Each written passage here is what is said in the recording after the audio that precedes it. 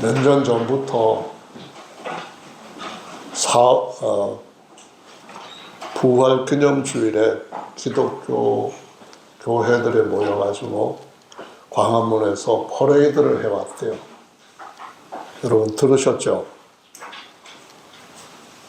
그 전에는 부처 탄신일이 되면은 자연스럽게 방송에도 많이 나와가지고 막 시가지에서 행지를 하면서 부처 탄신을 축하하고 하는 그러한 그 행사하는 것을 우리가 봐왔습니다. 근데 이제는 기독교도 또 하나의 문화로서 종교로서 그와 같은 일을 하는데 좋은 점도 있고 또 나쁜 점도 물론 있겠죠. 하나님의 말씀에서부터 어떤 벗어나는 그런 것들도 있을 수 있지만 그럼에도 불구하고 기독교가 좀 더 이런 얘기를 통하여서 성경다운 기독교로 바뀐다고 한다면은 기독교를 혐오하는 많은 사람들한테 조금씩은 좀 좋은 영향을 끼칠 수 있는 그런 일이 일어나면 좋겠다고 생각을 합니다. 기독교하고 불교하고 큰 차이점이 뭔가요? 차이점이 몇 가지만 아니라 많이 있습니다만은 그 중에 첫 번째는 창시자, 그러니까 불교의 부처는 탄생하시고 돌아가신 날이 있습니다. 무덤도 있고 그 무덤 앞에서 제사도 드리고 합니다. 근데 기독교는 탄생하신 날이 있는데 무덤은 지금은 없습니다. 왜냐하면은 비어있기 때문에 아무도 그 앞에 가갖고 제사상을 만들어 놓고 절을 하거나 분향을 하거나 하지를 않습니다. 왜 그런가요? 그건 바로 예수님께서는 죽으셨을 뿐만 아니라 부활하셨기 때문에 그래서 기독교한테는 무덤이 없습니다. 굉장한 놀라운 일이죠. 부활하셨다는 말은 사망과 죄를 이겼다라고 하는 의미이고 부활하시고 그분이 승천하셨다 하는 말은 그분께서 우리한테 약속을 주시고 죽으셨다가 부활하셨고 그 약속이 우리도 영원히 우리 안에 있는 죄를 없애버릴 수 있게 하시고 살 수 있게 하셨을 뿐만 아니라 우리의 존재를 아주 높이셔서 그분이 올라가신 데까지 올라갈 수 있게 해주시는 영을 주신다는 약속을 이루셨다는 것입니다. 그래서 그때부터 생긴 종교가 예수께서 세우신 교회라는 것이고 그리스도께서 세우셨다 해서 줄여서 한자로 기독교라고 말을 하는 거죠. 예수님께서 가지고 계시는 특별한 점이 무엇인가 하면은 부처는 많이 살고 싶어 했을지 모릅니다. 그런데 예수님은 원래 태어나면서부터 죽으려고 탄생하신 분입니다. 죽으시는데 자기의 어떤 약점 때문에 죽으시려고 한 게 아니고 죽을 수밖에 없는 인생들을 대신해서 죽으셨다는 거예요. 대신해서 죽으시고 끝난 것이 아니라 그분이 살아나심으로써 살 길을 열어주셨다라는 것입니다. 누구든지 그를 따르면은 살 수 있게 되는데 그분이 영원히 죄와 사망을 이기신 것처럼 영원히 살 수 있다 하는 것이 바로 예수님께서 세우신 하나님의 교회를 따르고 가르침을 삶 가운데 연합하면서 살아가는 성도의 삶이라는 것입니다. 예수님이 대신 죽으시는 일에 얼마나 진심이었냐 하면은 마태오 16장에 내가 이 반석 위에 내 교회를 세우겠다라고 하신 말씀 후에 내가 죽었다가 3일 만에 다시 살아나면서 내 교회를 세운다라고 말씀하셨어요. 그때 이때까지 수제자 자리를 가지고 있었던 베드로는 예수님이 돌아가셔야 된다는 말씀을 듣고 깜짝 놀랐는가 봐요.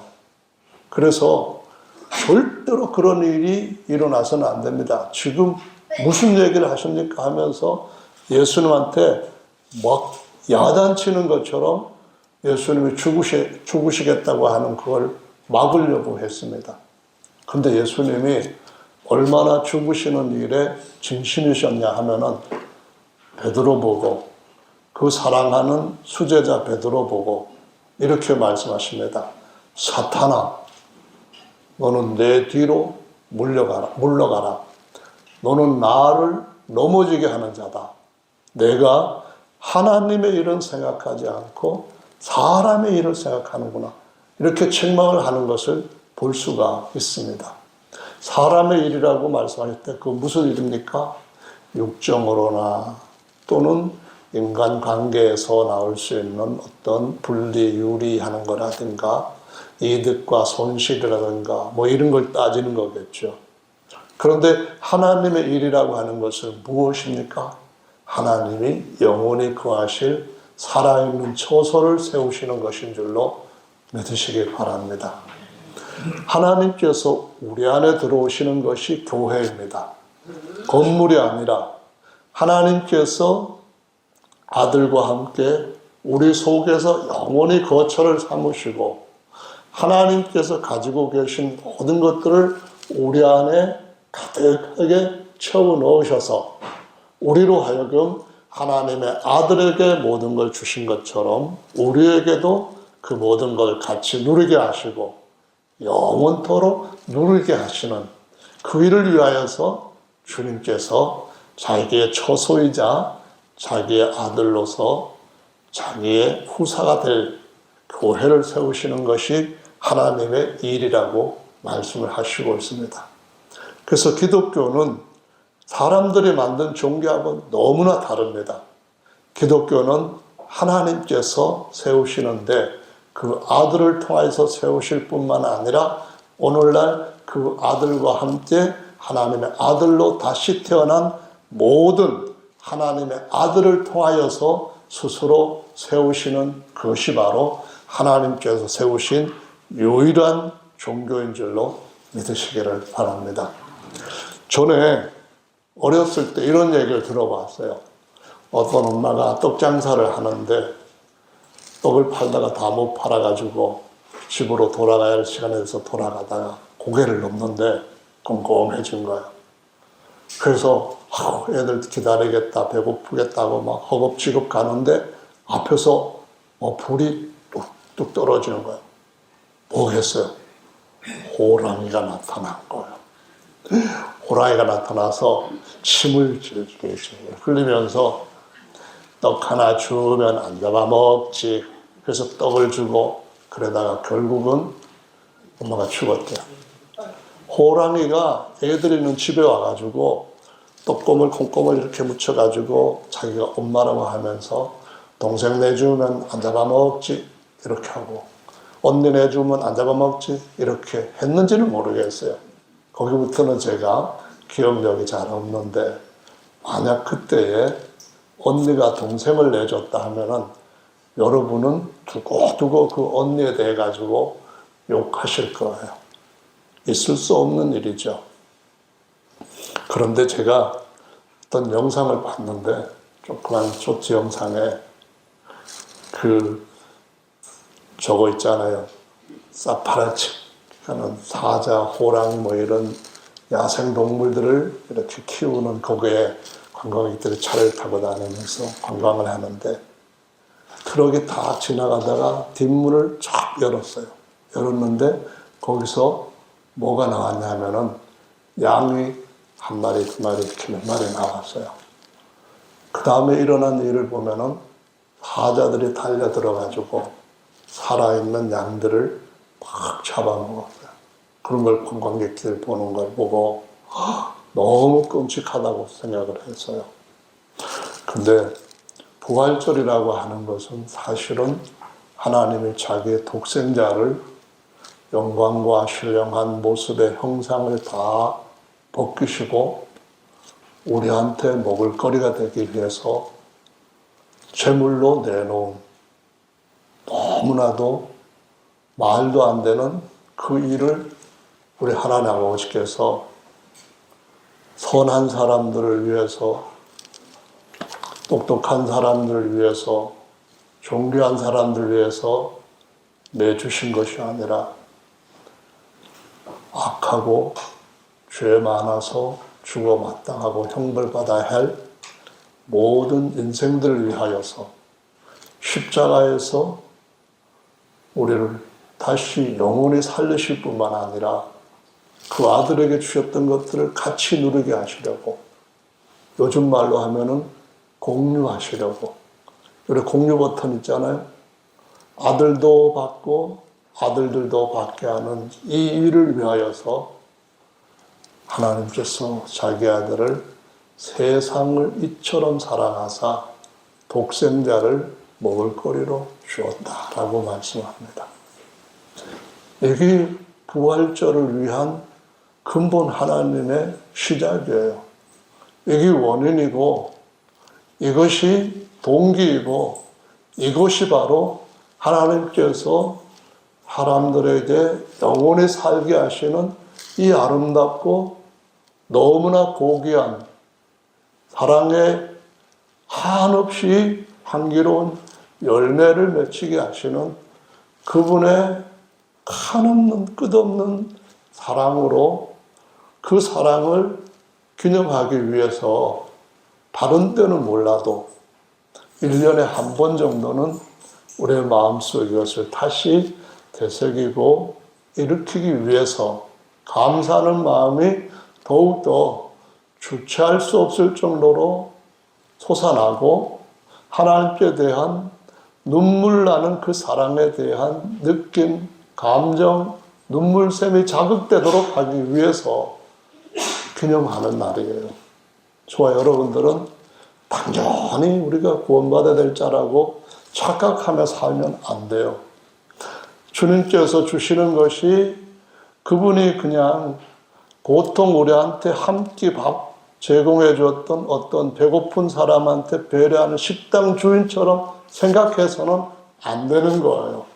그분은 자신의 형상으로 모든 것을 담은 그 아들, 독생자를 우리에게 최악의 밥상 위에 올려놓고 우리에게 한 번뿐만 아니라 우리의 몸이 영원히 승리를 얻기까지, 우리의 몸까지 완전히 그와 같은 형상으로 부활하고 승천하고 함께 아버지 보좌에 앉게 해주시는 후사의 영광을 누리기까지 마음껏 먹도록 하나님의 진설병 위에 올려놓은 예수 그리스도의 살과 피 진설떡인 줄로 믿으시기를 바랍니다.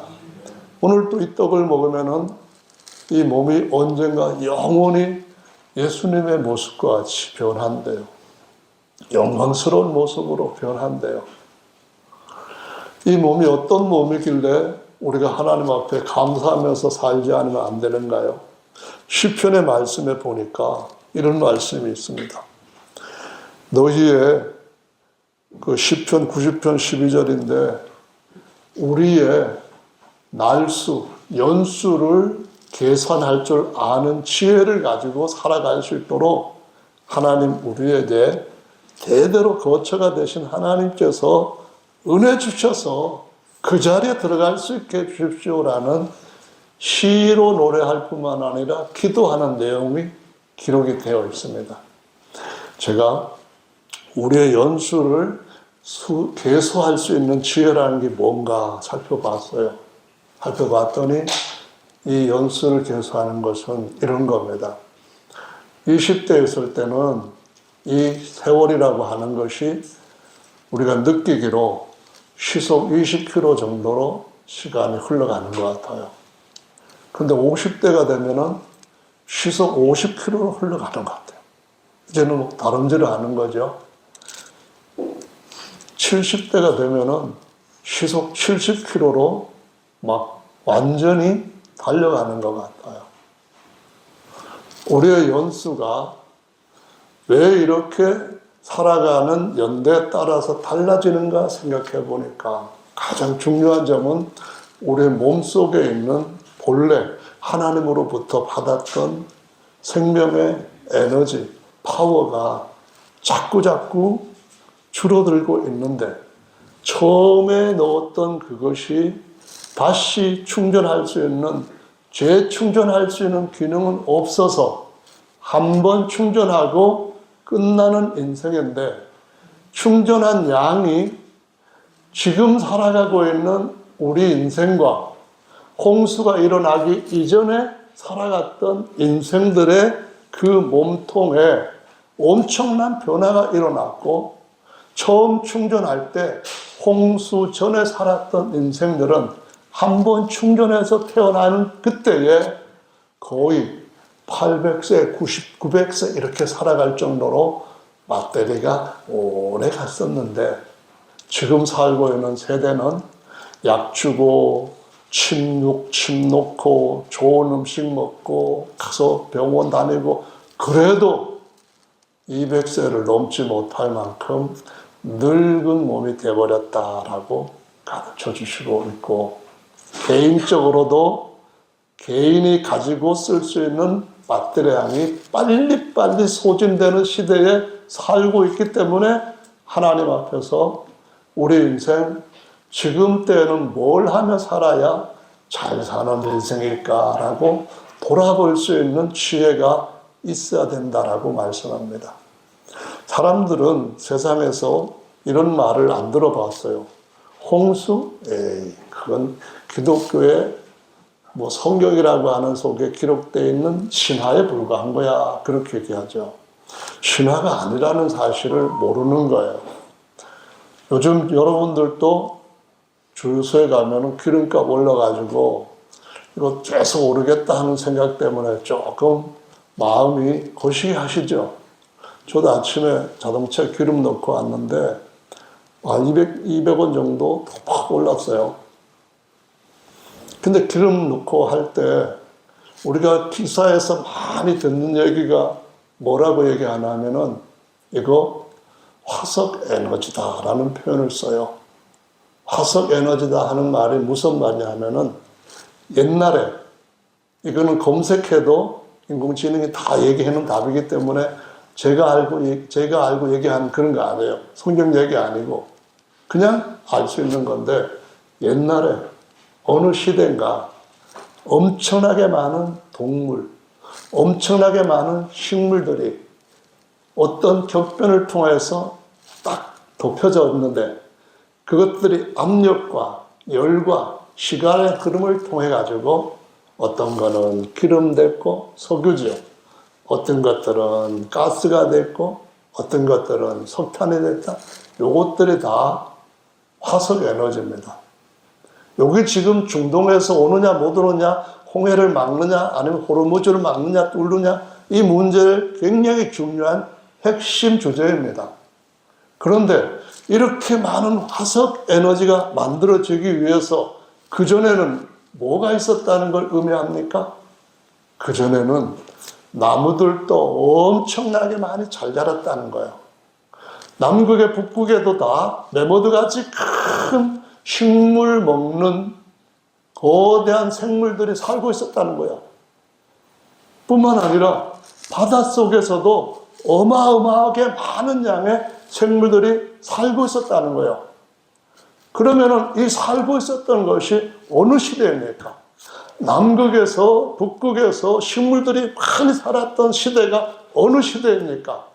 사람들의 수명이 90년이 아니라 900년도 살았다고 하는 바로 그 시대이고 그때 홍수로 해서 매몰되었고 덮여가지고 산소와 다른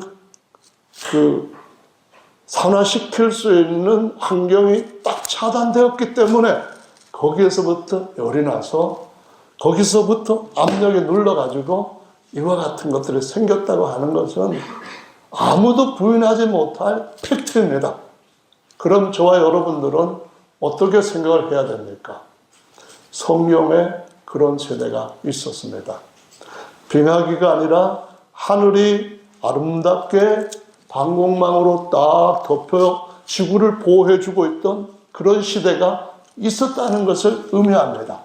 태양으로부터 오는 여러 가지 유해 광선들을 딱 차단해주고 남극이나 북극이나 또는 적도 지방에서도 따뜻하게 아일 뜻은 기후로 생물들이 자잘한 때가 있었다는 것을 의미합니다. 첫째, 그것이 전제가 되어야 되고요. 두 번째, 하나님이 홍수에 의해 산들을 높이고 골짜기 해곡을 내려가게 하고 그렇게 함으로써 일어났던 것은 대륙의 이동이라고 하는 것이 있었다고 하는 것을 의미하는 것입니다. 저는 이 사실을 정말로 확신하고 예수님께서 살아계시고 예수님께서 오셨고 예수님께서 죽으셨고 예수님께서 하나님의 아들로서 모든 표적을보다 먼저 태어나게 하신 그 존재로서 우리를 얼마만큼 존귀하시냐 하는 이 놀라운 비밀과 연관되어 있는 것을 누구나 다 부인하지 못하도록 땅에다가 하늘에다가 하나님께서 증거를 남기셨기 때문에 뭐가 옳은 것인지를 알아보고 우리 인생이 지금은 하나님의 설계도에서 하나님의 일해 가시는 시간표에서 어떤 자리를 차지하고 살아가야 될 것인가 하는 것을 살펴보고 주님 앞에서 언젠가 그분이 다시 오실 거라고 했던 말씀 일어나면은 어떻게 우리는 맞이할까를 생각하는 것이 우리의 연수를 계산하는 바로 그 지혜라고 믿습니다. 여러분, 예수님이 오실 날이 가깝다고 하는 이런 시대에 살고 있는 저와 여러분들은 주님께서 부활하신 것에 대해서도 관심을 분명히 가져야 되지만 또 하나는 또 다른 많은 무리들이 부활할 것에 대하여서도 관심을 더 뜨겁게 가져야 된다고 하는 사실인 줄로 믿습니다. 다시 오실 때 우리의 낡은 장막을 바꿔주시는 때가 바로 그때라고 말씀하셨는데 그때가 바로 진짜로 우리가 부활절을 기념하는 것이 아니라 그 부활의 주인공으로 참여하는 날이 되는 줄로 믿습니다. 할렐루야. 로마서 6장 8절의 말씀에 보면 이런 말씀이 있습니다. 우리가 그와 함께 죽었으면 그와 함께 살 것이요. 디모데후서 2장 11절에도 보면은 미쁘다 이 말씀이요 하면서 우리가 그분과 함께 죽었으면 그분과 함께 살 것이요.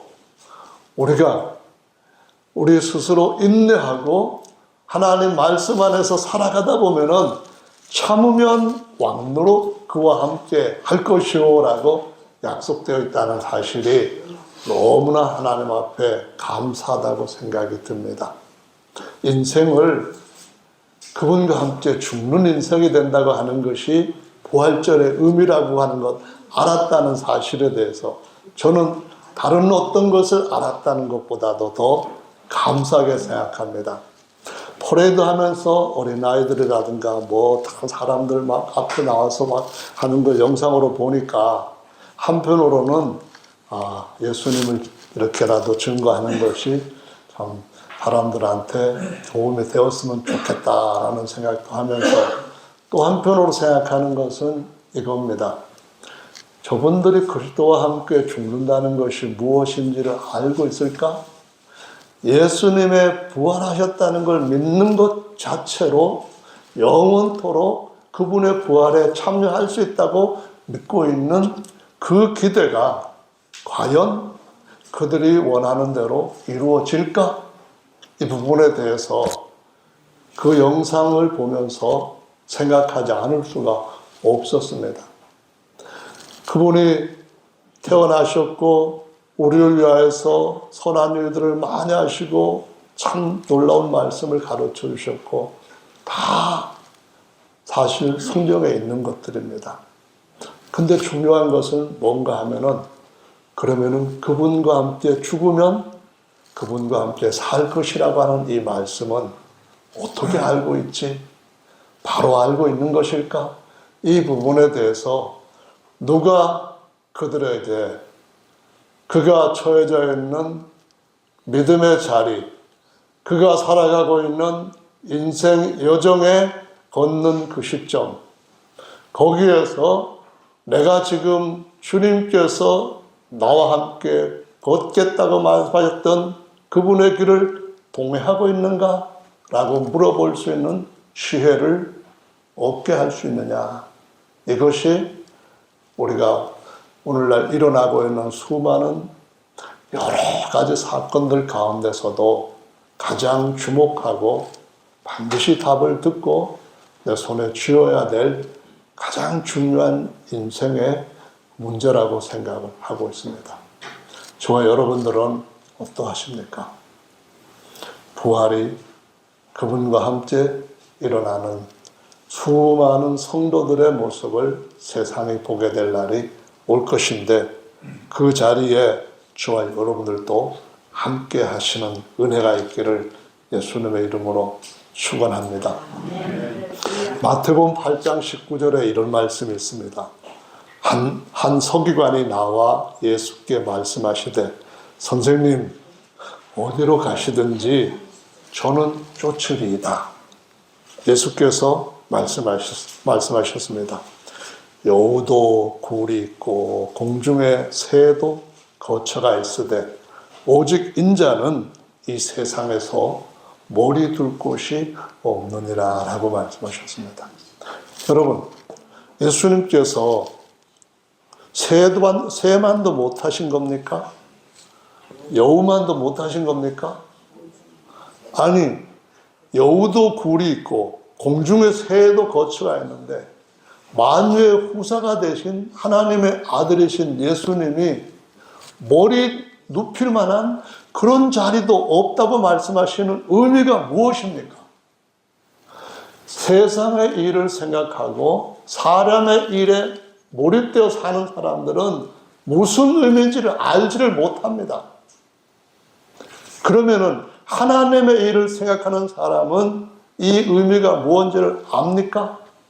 오늘 하나님의 백성이라고 하는 저와 여러분들은 이 의미가 무엇인지를 알고 누가 모를 때에 누가 그것을 안에서 혼란스러운 삶을 사는 걸 볼 때에 말할 수가 있습니까? 이 세상은 언젠가는 새 것으로 바꿔지는 때가 오는 줄로 믿으시기 바랍니다.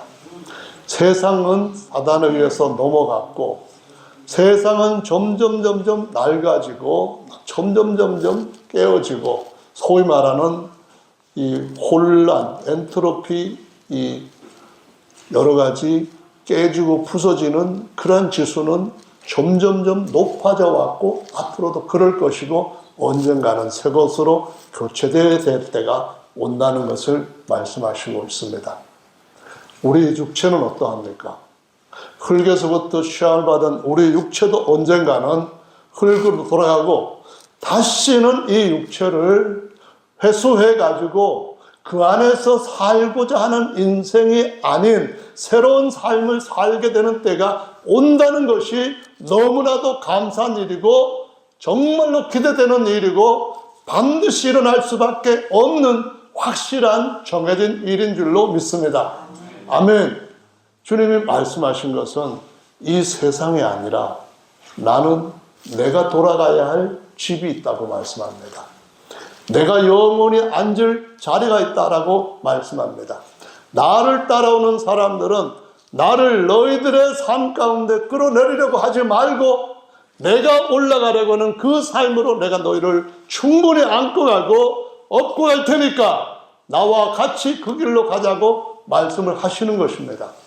그래서 이 세상에서는 우리가 쉴 곳이 아니라 계속 진정한 목적을 향하여서 멈추지 않고 나가는 인생이고 찾아가는 여행자인 줄로 믿으시기를 바랍니다. 아멘.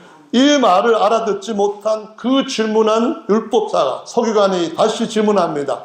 주여, 어쨌거나 내가 주님께로 제자가 되어서 따라갈 테니까. 그런데 지금 부친이 연세가 많아가지고 지병도 있으시고 언제 돌아가실지 몰라요. 생각할 때는 아마 1년 안에 돌아가실 것 같기도 하고요. 아니면 더 빨리 돌아가실 수도 있을지 모르겠어요. 그러니까 길지 않은 인생이, 길지 않은 기간 동안만 부친 잘 보시다가 그분 장사 지내고 난 뒤에 예수님 따라가겠습니다. 예수님한테 인생 배우겠습니다. 이 말씀을 합니다. 효자지요. 성경 말씀의 10계명에는 분명하게 내 부모를 공경하면은 네가 장수하고 땅에서 잘리겠다라는 말씀을 아주 못 박았습니다. 대못으로 박아가지고 그 부모한테 잘못하는 함과 그리고 그 밑에 손주들한테 하나님이 주실 축복에서부터 끊어지게 되는 것을 보여주실 정도로 하나님을 공경하고 하나님만 공경하는 것으로 끝나는 것이 아니라 하나님 공경하면 10계명에 뭐가 잘 된다 이런 말씀 없는데도 불구하고 사람 부모를 잘 섬기면은 네가 땅에서 잘 되고 장수할 거라는 약속을 주신 약속 있는 첫 계명이라고까지 하셨습니다. 여러분 믿으십니까? 그런데 주님이 이렇게 말씀하셨습니다. 너는 죽은 자들로 저희 죽은 자를 장사하게 하고 나를 쫓으라 라고 말씀합니다. 죽은 자들로 죽은 자를 장사하고 너는 나를 쫓아라. 네가 거기에 같이 장사 지낸다고 따라가거나만 그 일보다도 중요한 일이 뭔지를 네가 아니? 정작 너희 부모님을 위해서도 가장 중요한 일이 뭔지 네가 아니? 사람의 일이 아니라 하나님의 일이 무엇인지를 네가 아니? 그거를 배우려고 나를 따라오는 거 아니니? 그걸 배우고 따라오려고 한다면은 지금 내 부모가 그 기회를 얻기 전에 돌아가시는 것보다도 더 먼저 그거를 알고 부모를 제대로 섬길 수 있는 그 믿음 가운데 들어가는 것이 내 제자가 되는 특혜를 받는 것이다 라는 말씀을 하시고 있는 것입니다. 여러분 우리 인생이 죽고 나면 어떻게 될까요? 종류가 달라집니다. 어떻게 살다가 죽느냐에 따라서 달라지는 것을 누가복음 16장에 말씀하고 있습니다. 아브라함의 후손으로서 복을 많이 받은 사람이 매일매일 잔치하면서 성공한 친구들 같이 날마다 잔치를 막 그냥 흥겹게 아주 풍성스럽게 하면서 그 일생을 정말 멋지게 살았다고 하는 인생이 어느 날 죽었습니다. 하필이면 그가 죽었을 때 그 간 곳에 자기 집의 문간에서 사람들이 먹다가 막 버린 거 쓰레기 이렇게 닦아가지고도 버리기도 하고 또 어떤 거는 아마 안 믿는 사람들에서는 담배도 막 거기 꽁쳐 있고 막 그런 거 같은 것도 버리고 막 했는데 옛날 6.25 때 그 미국에서 부대에서 나온 고기 거 이렇게 건져내고 더러우니까 건져낸 거 그냥 못 먹고 끓이는데 뭐 해가지고 뭐 부대찌개라고 하는 거 만들어 놨던 것 같은 것보다도 더한 그런 것들을 먹으면서 그냥도 아니고 몸에 좋은 기까지도 앓고 있는 사람도 죽어서 같은 곳에서 마주보고 있는 그 이야기가 16장에 나오고 있습니다. 사람은 언젠가 한 번 죽고요. 죽을 때에 우리의 속 사람이 어떻게 되느냐에 따라서 우리의 길이 달라진다고 하는 것을 성경은 말씀하고 있습니다. 죽은 자들로 그 말은 누군가요? 모든 사람은 배터리가 한정된 상태로 태어납니다. 그 배터리를 다른 걸로 바꾸는 방법이 있습니다. 그게 뭔가요?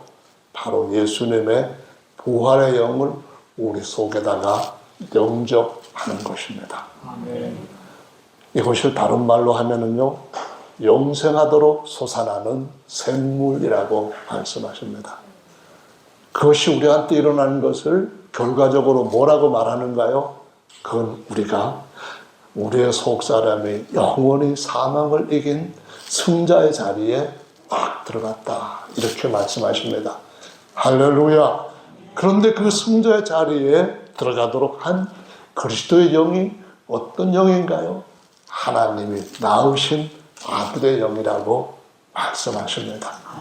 우리 영이 부활한 데다가 한 발 더 아니라 몇 층을 더 올라가서 하나님의 아들로 다시 태어난 신분으로 우리의 속사람이 딱 새롭게 자리 잡게 되었다라고 말씀합니다. 그런데 이 살려주는 영을 받아들이기 전에는 모두가 다 한정된 생명 배터리 가지고 살아갑니다. 다 어느 날인가는 죽는 줄로 압니다. 어린아이로부터 노인에 이르기까지 인생은 순식간에 지나갑니다. 주님이 베드로가 그렇게 제자로서 할 만한 말로 해야 될 말인지도 모르게 주여 죽으시다니요 말이나 됩니까 하면서 막 되들었을 때 주님께서 왜 그렇게 격하게 사탄아 내 뒤로 물러가라고 엄하게 꾸짖으셨을까요? 인생을 영원히 살릴 수 있는 유일한 길이 예수님이 자기 육체 가운데로 찢어서 열어놓으신 하늘길인 줄로 믿으시기 바랍니다. 그 길을 우리한테 우리 속에 영을 주심으로 속사람의 부활을 일으켜 주셨고 거듭남도 주셨으며 앞으로 그분 다시 오시는 날 이 몸이 예수님의 영광스러운 몸과 같이 함께 같은 모습으로 부활되도록 언약의 도장도 찍어주신 줄로 믿으시기 바랍니다. 보증이 되시고 도장도 찍으신 그분께서 반드시 그 일을 성취하실 줄로 믿으시기 바랍니다. 우리의 부활절은 그러한 놀라운 부활입니다. 제가 말씀을 준비하면서 특히 요한복음을 보니까 1장부터 끝까지 나 죽었다가 다시 살 거야 이 말씀으로 계속 나옵니다. 나 죽었다 다시 살 때 너희도 나처럼 할 거야 이 말씀이 계속 요한복음에 나옵니다.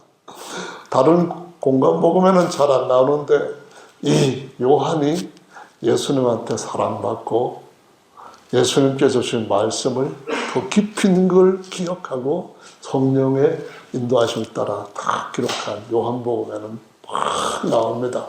그분의 기도의 마지막 이런 말씀을 하십니다. 내가 창세전부터 아버지와 함께 가졌던 영화로서 나를 다시 영화롭게 하시옵소서.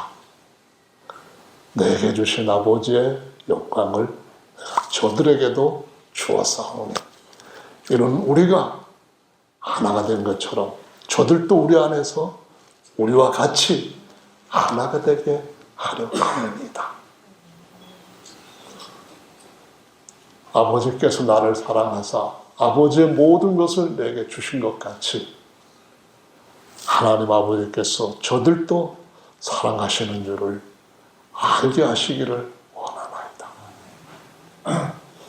부활은 세상의 생각조차 상상조차 할 수 없는 너무나도 놀라운 기적 중의 기적이고 우리의 몸과 오래전에 죽었던 하나님께서 하늘로 데려갔던 영들을 새 옷으로 입히기 위해서 깨워서 다시 오시는 그날은 기적들 중에서도 기적으로 온 세상 앞에 나타나고 증명될 것입니다.